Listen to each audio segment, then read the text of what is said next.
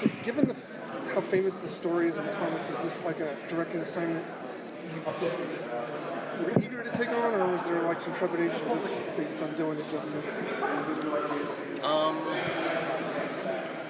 You know, I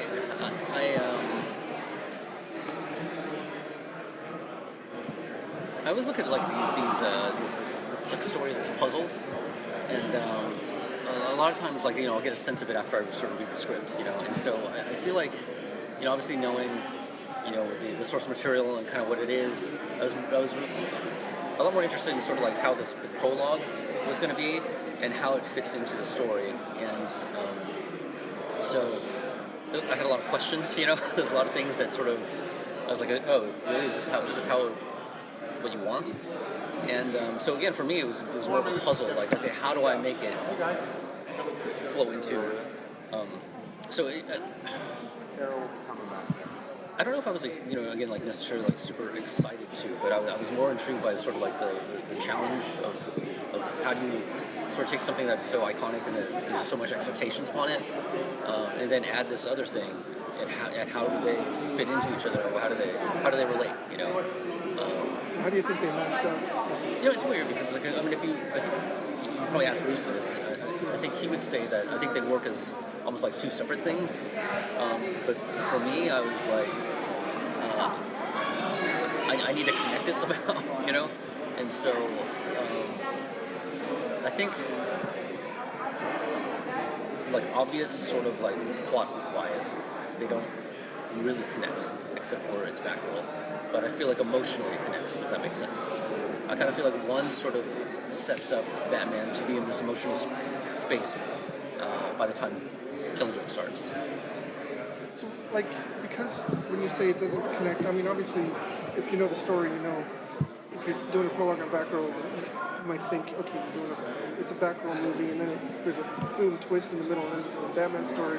Is that kind of like a psycho kind of twist? Like, is that how you saw it, or is that how it plays out?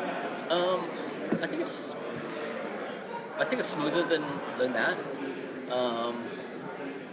I think there's a resolution, you know, by the time the first one ends, but I think it's more of that makes it feels like it's two different stories.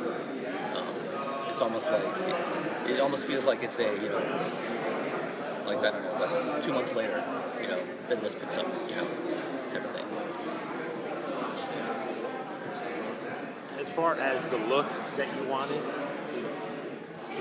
what I've seen, does it go towards the graphic novel, or did the character design and all kind of go your own way when it gets I think it's always the hard thing for, you know, the stuff that we do, because you know, outside of you know, it being a you know, like a movie length thing, is like realistically our budgets and our schedules are the same as TV, you know, and so there's a lot of things that we try to R&D, and there's a lot of things that we try to you know, accommodate for our limited, you know, time and budget. So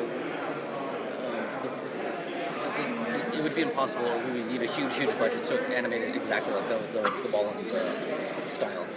And so I remember when we were talking, like, Bruce had mentioned, like, what about you know, Kevin Nolan? Because there's stuff that, you know, in some of Kevin's earlier work that kind of reminded him of some of the stuff that Nolan had kind of done, you know. And so, and that style was a lot more simplified than what Ballin was doing. So we said, okay, well, maybe we should take a look at that and sort of design around that with Ballin in mind. But then again, there's even a drop-off once it gets animated, you know what I mean? And so I think the intent was to sort of make it like a simplified Ballin style. But again, it always gets homogenized down to kind of what it is. Cool. I just got here. Steal him and just get him. I just got here.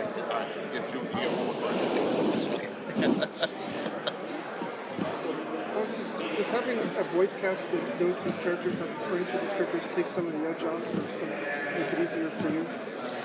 I mean, it makes it easier because it's almost like you have great instruments, if that makes sense, you know. But if you don't have, like, I think, like a good, you know, musical plan, then I think it's a waste, you know. But so I think it was more sort of like, how do you take how great they are and sort of push them into, like, to what you need. you know. And again, it's an emotional kind of story. So I think for me, I mean, obviously it's amazing having them, and there's such good, not just voice actors, but there's such good actors. With some of our sort of pushing, like, you know, this is where they are emotionally. This is you know what I need right here.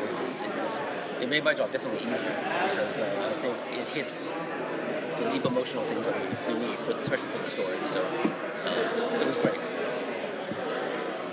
Do you think that they'll make more R-rated animated films? I think depending how, you know, this does, you know, I mean, obviously the fear is sort of like, you know, is the R rating going to restrict basically what, you know, sales?